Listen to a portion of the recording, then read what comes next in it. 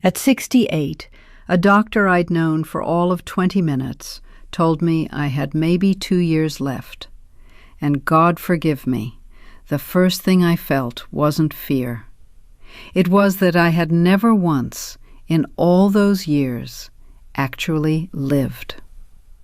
My name's Diane, 68 years old, from Duluth, Minnesota, and for 35 years I was the town librarian, the one who stamped your books and shushed your kids, and knew exactly where everything was, and never, not one single day, went anywhere myself. I did everything right.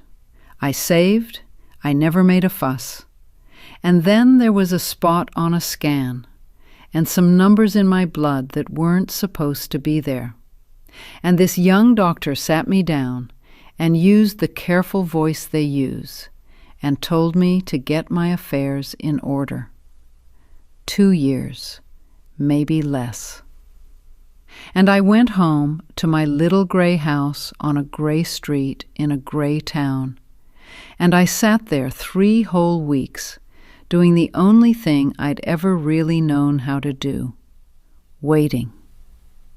What I did next, nobody who'd watched me shelve books for 35 years would have believed, least of all me. I took what money I had, and I bought a one-way ticket to a town I could not have found on a map with a gun to my head. A place called Puerto Princesa, on an island called Palawan, on the far side of the whole world. Not to die somewhere prettier, I want to be clear about that. I went because I finally understood I had never started. And I'll be honest with you, that first night I thought I'd lost what was left of my mind. The heat came at me the second the airplane door opened. Not like weather, like a hand, thick and wet, and it just pressed down on you. And by the time I'd found the little man holding a cardboard sign with my name spelled wrong, my blouse was soaked clean through. Everything was loud. Motorbikes going everywhere, no lanes I could see, people calling out, roosters somewhere, music from somewhere else. I'd read 3 guidebooks on that plane. I'd underlined things. I had a folder. Of course I had a folder. I'm a librarian. And none of it, not one page, had gotten a single thing across about what it actually felt like.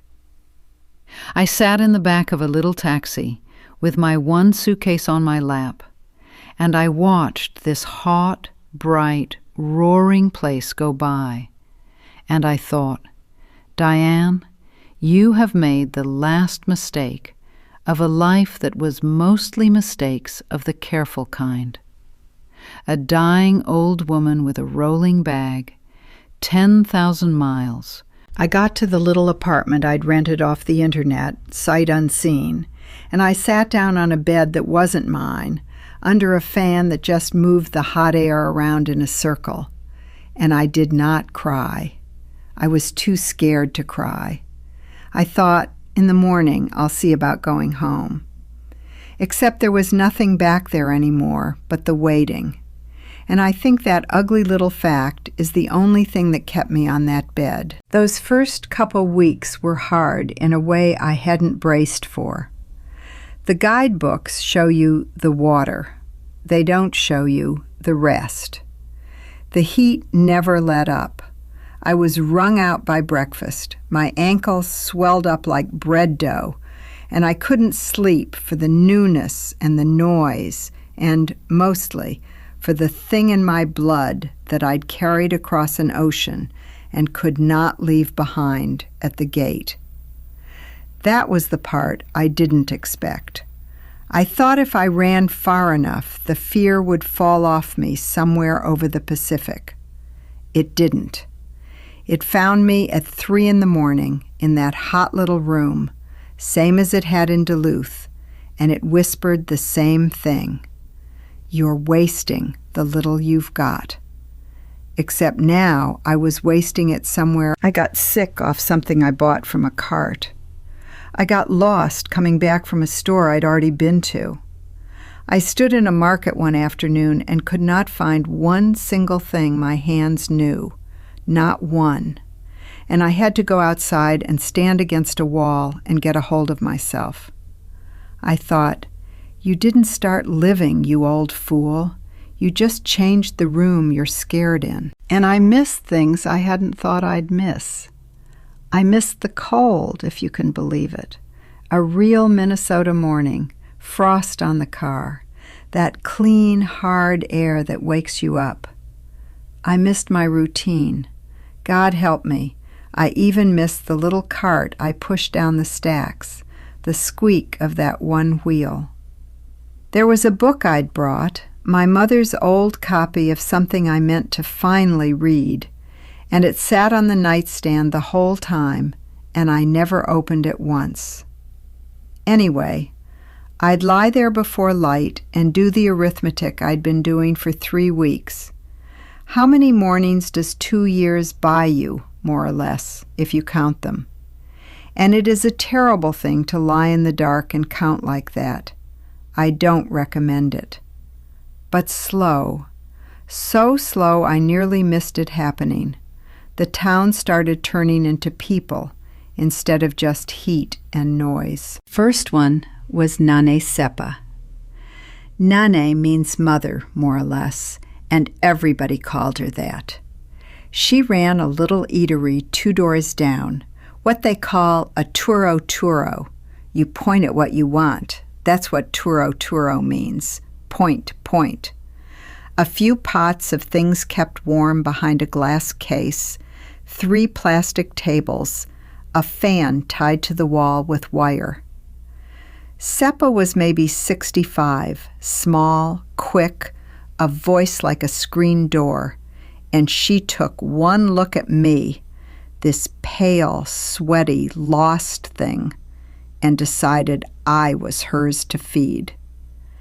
"Ma'am, you too skinny," she'd say, which was not remotely true, and she'd put more rice on my plate than any human being needs, and stand there with her arms crossed until I ate it.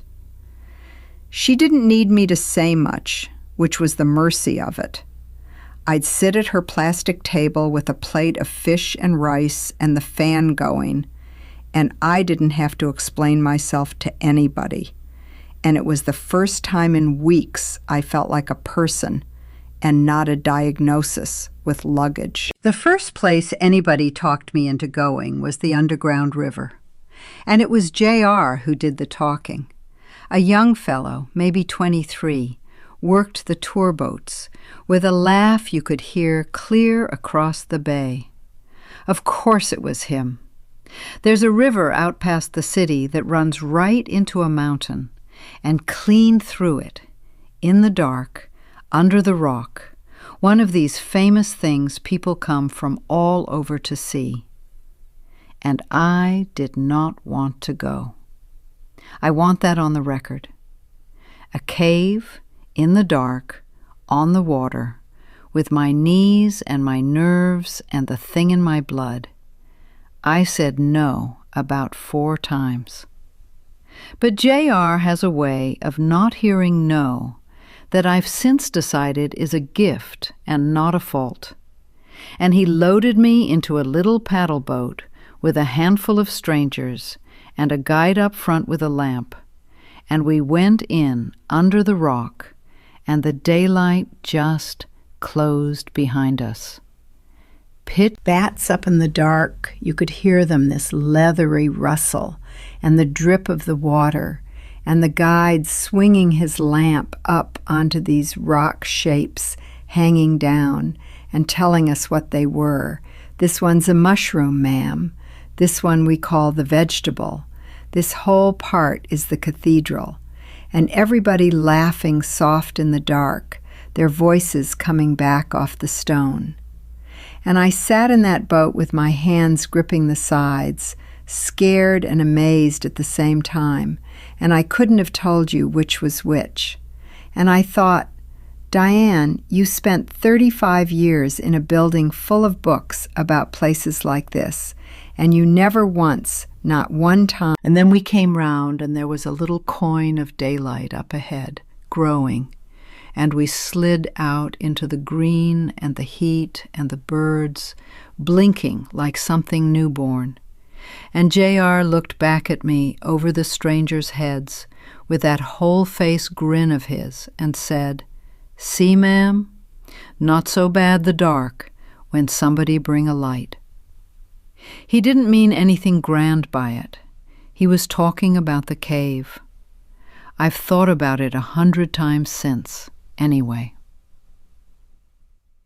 Now I have to tell you about the day I made an absolute fool of myself out on the water, because I think about it more than almost anything else that happened to me over there. See, everyone kept telling me, "You must go island hopping, ma'am. It is the best thing. You take a boat, you go to the little islands." And J.R., of course it was J.R., kept after me about it, week after week. So finally I said yes. And the morning I climbed down into that boat, a banca they call it, a long wooden thing with those 2 bamboo arms out to the sides so it doesn't tip. I did not tell a living soul the thing I should have told them. I never learned to swim. 68 years old, and I could not swim a stroke. My mother was afraid of the water, and she made me afraid of it, and I never learned. And there I was, out past where I could see the bottom, the water this color of blue there isn't a word for. And it hit me all. I grabbed onto that bamboo arm with both hands, and I would not let go. The boatman said something gentle, and I couldn't hear it over my own heart. They wanted me to get in the water. Everybody was slipping over the side laughing, and I said, "No, no," loud, sharper than I meant, my knuckles white on the bamboo. A grown woman, an old woman, gone rigid with fear in front of a whole boat of strangers. I was so ashamed. I wanted the sea to just take me and get it over with. And that's the day I met Manong Boni. Manong is what you call an older man, a respect thing. Boni ran that boat, a big, quiet man, maybe 55, hands like leather from the ropes and the sun, missing the top of one finger he never explained. And Boni didn't laugh at me. He didn't fuss either. He just cut the engine, and he came and sat down near me on the deck, not too close, and he looked out at the water instead of at me, which somehow made it bearable. And after a while he said, in his slow, careful English, "Ma'am, you don't have to go in. The sea is not going anywhere. We just sit." And we sat. And then, real slow, he got me a life vest, and he got in the water himself and held onto the side of the boat with one hand and held the vest with the other. And he said, "Only your feet, ma'am. Just let your feet touch it." And I did.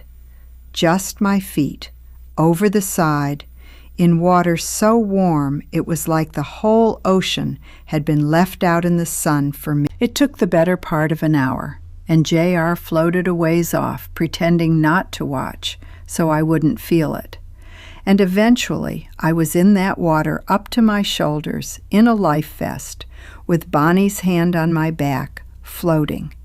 An old librarian from Duluth, floating in the Sulu Sea. And I started to cry, and nobody made a thing of it. That kid, J.R., he still tells the story. "Ma'am Diane, first time? You almost break my boat, you hold so tight." He's got no manners at all, that boy. I love him for it. And there was Malen, my neighbor, a woman about 40 with 3 kids and a husband away working on a ship somewhere, months at a time. Malen was the one who explained things to me. Where to buy the good mangoes, how much a thing should cost, which of the men on the tricycles would look after me, and which would take me the long way round. She never made me feel like the project I surely was. She'd just knock and say, "Ate Diane, we are going to the market, you come." And that was that. Ate means older sister. I never had a sister. I've got one now, I suppose, and she's 40 and Filipina and rolls her eyes at me. And there it is. And I've got to tell you about the money part, plain, because I know some of you have been doing that quiet figuring the whole time I've been talking, wondering could a person like me, on what little I've got, really do a thing like this. So here it is. My apartment, small, clean, tile floors, a real hot shower, and eventually a little air conditioner I broke down and bought, ran me $345 a month. My food, and I eat well, fresh fish off the boats and more fruit than is probably decent, maybe $255. And here's the one that undid me. I finally went to a doctor over there because the fear got loud one week and I wanted somebody to look at me. And a kind, unhurried man sat with me the better part of an hour and looked at my papers from home and did not once look at a computer or a clock.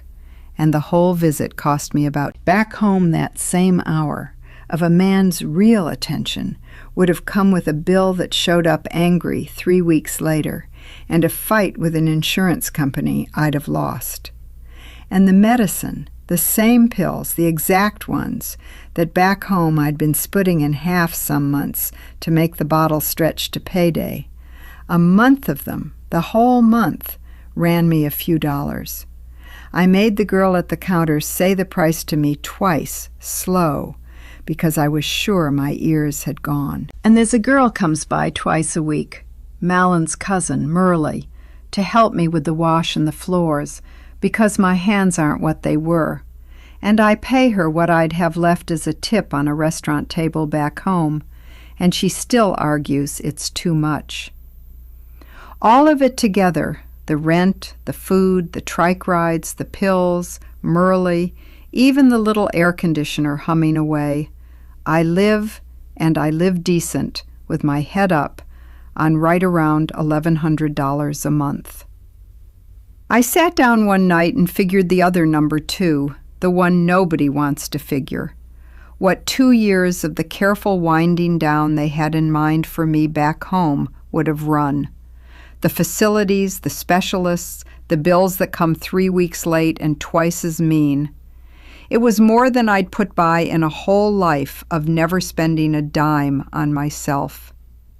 So here's the plain arithmetic of it, and it took me till 68 in a house on the far side of the world to do the sum. I can afford to live here. But listen, I need you to hear this next part more than I need you to hear the numbers, because the numbers are just the door. The money is what got me in. If the only thing on the other side of that door had been cheap rent and cheap pills, I'd have been exactly as dead already as I was in that gray house, only somewhere warmer. That's not what saved me. What saved me was the fireflies. Let me back up. There's a river outside the city, and at night, in the mangroves along it, there are fireflies. Not a few, not a scatter of them like a summer yard back home. Thousands, whole trees of them, lit up and pulsing all together like the tree itself is breathing light. And one evening Boni said to me over a plate at Sepa's, "Ma'am, tonight no moon. Good night for the firefly. You come." And I almost didn't, That old, careful voice in me said, "It's late, it's far, you'll be tired. What if you feel poorly out there on the water in the dark?" The waiting voice. And I heard it, clear as anything. And for the first time in my whole life, I told it no. I went. Bonnie paddled us out, no motor, just the paddle dipping. And it was so dark and so quiet you could hear the water come off the blade. And then we came a whole bank of trees, breathing light, and their light lying down on the black water, so you couldn't tell the river from the sky. And I was sitting in the middle of it, and Bonnie let the boat just drift, and he didn't say anything for the longest time. And then he said the thing I go back to more than any words I ever heard from any pulpit in Minnesota. He said, "Ma'am, you know, you are not dying." He said it plain, looking at the trees, not at me. "You only this year open your eyes. That is all. Some people, they die at 90 with the eyes still closed. You open them now. That is lucky, ma'am." Crooked English, and I've turned it over 100 nights since. Because that was it, you see. That was the whole thing turned over. Back home, the doctor gave me a number, and everybody started treating me like a clock running down. Careful voices, sad looks, a woman to be managed to the end. And here was a fisherman on a black river telling me I wasn't running down at all. I was just finally awake. And after that, I stopped counting the mornings I might have left and started counting the ones I actually had. That's a different kind of arithmetic, and honestly, I don't know how to do it. You just watch the sun come up over the bay and quit keeping the tally. And then, because life doesn't let you have the pretty part without the price, I had a bad night, a real one, maybe 2 months in. I woke up in the dark with my chest gone tight and a cold sweat all over me and the room spinning slow. And every fear I'd carried across that ocean stood up at once at the foot of the bed and said, "Here it is. This is the thing. This is what he warned you about." And I truly thought, this is where I die, in a rented room, and no one will even know to look for a week. And I did the only thing I could think of. I banged on the wall, Malen's wall, like a child.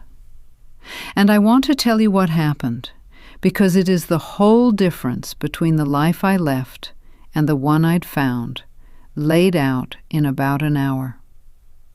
Malen was she had somebody run and wake Boni, because Boni had a cousin with a van, and she called Nanay Sepa, who I did not even know had a telephone.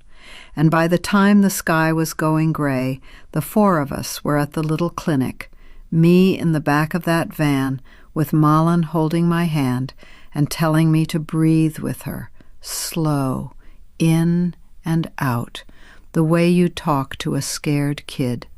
And Boni driving careful over the humps in the road like he had eggs in the back. And a young doctor looked me over, unhurried even at that hour, and it was my heart pounding, but it was not, that night, the thing. A scare, he said. The heat, the fear. Maybe I'd skipped my pill. Rest. Come back in 3 days. That's all. And here's what got me. Lying there while the sun came up through the clinic window. Back in Duluth, a night like that would have been an ambulance I couldn't afford, and a bright, cold room full of strangers with clipboards, and my kids getting a phone call that started with, "We're sorry to bother you," and everybody being very kind and very brisk, and treating me like a problem that had flared up in the night and needed managing before morning. Here it was, 3 people who owed me nothing, who I'd known a matter of weeks, sitting on plastic chairs in a hallway at dawn because an old American woman 2 doors down had knocked on a wall. Sepa had brought food. Of course she had. She'd stopped and brought a pot of hot soup for after, because God forbid a person face a fright on an empty stomach. Nobody billed me for the waiting. Nobody made me feel like I'd inconvenienced the night. And when they finally took me home and put me to bed, Malen sat in the chair by the window until I fell asleep. And when I woke up in the afternoon, she was gone. But there was soup on the stove, and her oldest, a girl of 10, was doing her homework at my little table, keeping an eye on me, swinging her feet.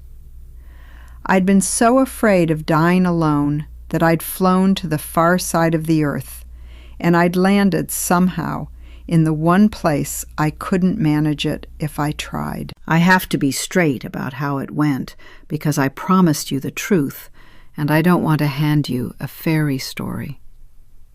It still gets hard. The fear still comes some nights, at 3 a.m, same as ever. I don't think it ever fully leaves a person, once a doctor said a thing like that to you. There are days the heat is too much, and my ankles ache, and I get short with Malen's kids, who don't deserve it. My body is what it is. I take my pills. I go for the checkups. I know what I know. And I'll tell you plain, because you'd wonder. I don't know how many mornings I've got. I truly don't. That scan is still that scan. But somewhere out on that dark river, I stopped letting the not knowing be the boss of me. It used to run my whole life, the not knowing. Back when there was nothing wrong with me at all. That was the joke of it. I spent 68 healthy years, scared of losing a life. There's a sea turtle out past one of the little islands, a big old fellow, and one morning snorkeling, yes, snorkeling, the swimming woman, Boni'd have a heart attack. He came gliding right up under me, slow as a cloud, this ancient, calm thing, and looked at me with one eye and went on about his business. And I hung there in the water and thought, well, would you look at that? I nearly died in a gray house without ever once seeing a thing like that. I don't know what a turtle knows, probably nothing. But he wasn't counting anything, I could tell you that. Sepa's still trying to fatten me up. She's decided I need to gain 10 pounds, and she's not wrong that I could stand to. And she puts the rice on and crosses her arms, and there's a radio in her place that only ever plays the one station, all love songs from before I was born. And I couldn't tell you the last time I minded a thing. J.R. wants to teach me to drive one of those little motorbikes, which is not going to happen, I've told him. And he grins and asks me again the next week. Boni takes me out to see the fireflies whenever there's no moon, and he doesn't charge me. And when I try to argue about it, he just waves his hand like I'm a fly and pushes off from the dock. So let me talk to the one of you I've really been talking to this whole time. Maybe some doctor sat you down and used the careful voice and handed you a number, or maybe nobody said a word to you, and you've been doing the waiting all on your own for years in a gray room, the way I did, putting the living off till someday that keeps not coming. I'm not going to tell you to sell everything and get on a plane. I don't know your life. and I'm no example of good sense. But I will tell you the one thing the fisherman told me, that I'm about ready to believe he was right about. You're not running down. You might just be, this year, finally waking up. And that's not the bad news. That's the only news that ever mattered. This little channel here belongs to a friend of ours, Ruth Fisher. That's her name up on it. And Ruth sits down with one of us near about every day and lets us tell you how it went, starting over so old and so far from home. So if it did your heart any good to hear an old librarian tell you hers, stay a while. There'll be another one of us tomorrow. And before I go, I read these comments, every one. So tell me something down there. What's the one thing you keep saying you'll get around to someday? Write it down where I can see it. Sometimes that's the day someday quits being someday. Now I've got to go. There's no moon tonight, and Bonnie's already down at the dock. I can see him from the window. And I am not going to be the one who keeps the fireflies waiting. Not anymore. Go on and open your eyes, would you?